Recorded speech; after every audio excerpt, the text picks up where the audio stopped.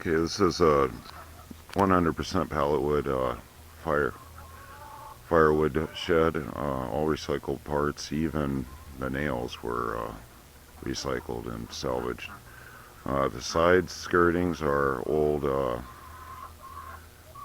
plastic fake window shutters that were removed off a residence, and they were still in pretty good shape, but they make really good sides for waterproofing. There's a few extra on the bottom. The bottom pallet is a large pallet from a shipping uh, crate, and so is the roof. I believe it had a motorcycle in it.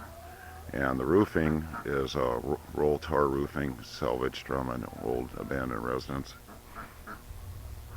The nails were old nails in a bucket a neighbor was throwing out, and a lot of the side skirts and stuff were also removed off pallets. And believe it or not, that's holding about 2 cords, full cords of split wood. And on and the middle structure braces are the sides off pallets, the heavier 2x4 with the slots for forklifts.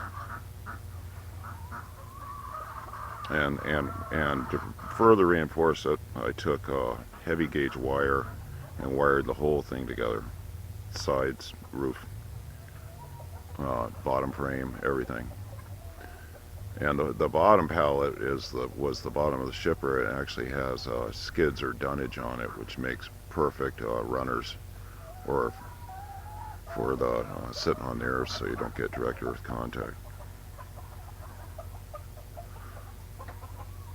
Very cool. The whole thing didn't take very long.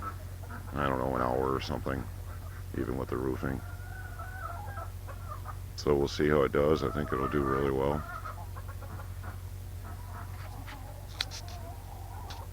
Great project, guys.